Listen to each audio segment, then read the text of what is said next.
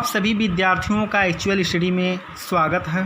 इसके पहले हम लोगों ने प्रतिबिंब के बारे में पढ़ा था। अब हम दर्पण को बहुत ही आसान तरीके से पढ़ेंगे। अब हम जानेंगे दर्पण है क्या।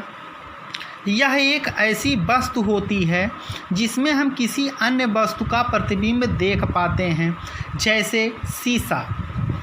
अब हम पढ़ेंगे दर्पण के प्रकार। दर्पण दो प्रकार के होते हैं, समतल दर्पण और गोलीय दर्पण। अब हम जानेंगे समतल दर्पण होता क्या है।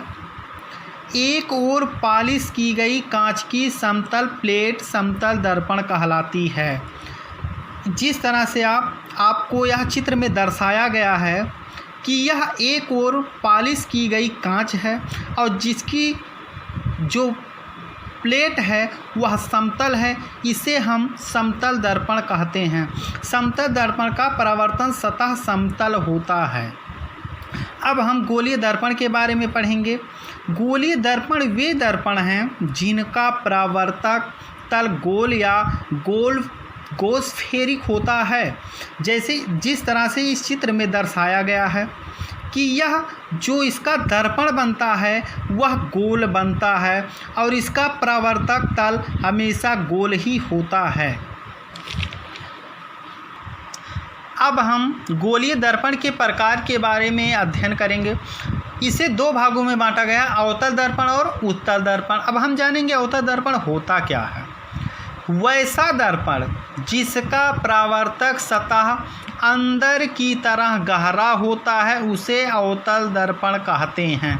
इसे हम एक उदाहरण से आसानी से समझ सकते हैं, जैसा कि यह एक दर्पण है और इसका जो परावर्तक सतह है वह अंदर की ओर गहरा है, इसे ही हम अवतल दर्पण कहते हैं। अब हम उत्तल दर्पण के बारे में अध्ययन करेंगे। वैसा दर्पण जिसका परावर्तक सतह बाहर की तरफ उभरा होता है उसे उत्तल दर्पण कहते हैं। इसको हम इस तरह से समझ सकते हैं, जिसका परावर्तक सतह बाहर की ओर यानी कि इस तरह से उभरा हुआ होता है उसे ही हम उत्तल दर्पण कहते हैं, जिस तरह से इस चित्र में दर्शाया गया है।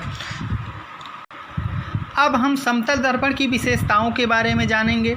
इसकी प्रमुख विशेषताएं इस तरह से हैं। नंबर 1, प्रतिबिंब आभासी होता है। नंबर 2, प्रतिबिंब का आकार वस्तु के आकार के बराबर होती है। नंबर 3, प्रतिबिंब की दूरी वस्तु की दूरी के बराबर होती है। नंबर 4, प्रतिबिंब दर्पण के पीछे बनता है। अब हम उत्तल दर्पण की विशेषताओं के बारे में जानेंगे। उत्तल दर्पण की प्रमुख विशेषताएं निम्नलिखित हैं। नंबर 1, प्रतिबिंब वास्तविक एवं आभासी दोनों होता है। नंबर 2, इनका परावर्तक सतह गहरा होता है। नंबर 3, प्रतिबिंब दर्पण के सामने तथा पीछे दोनों तरफ बनता है।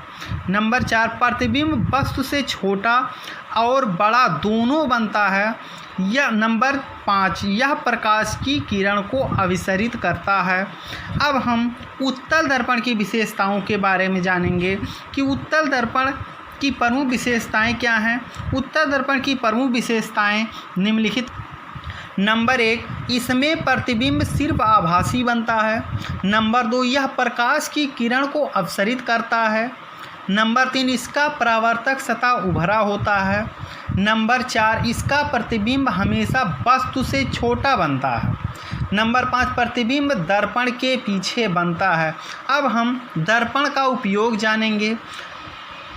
समतल दर्पण के प्रमुख उपयोग क्या होते हैं। फेस अर्थात चेहरा देखने में और परावर्तक के रूप में होता है।